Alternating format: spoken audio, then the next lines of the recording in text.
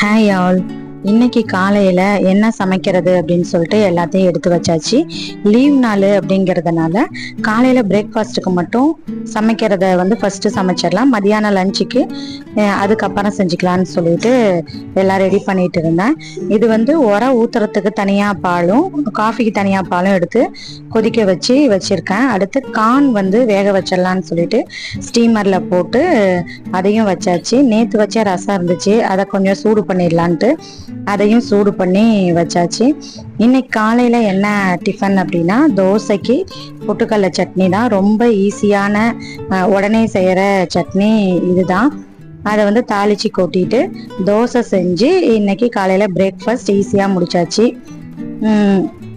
நம்ம சேனலோட வீடியோஸ் உங்களுக்கு பிடிச்சிருந்துச்சு அப்படின்னா ஜெனியின் உலகம் சேனலை சப்ஸ்கிரைப் பண்ணுங்க.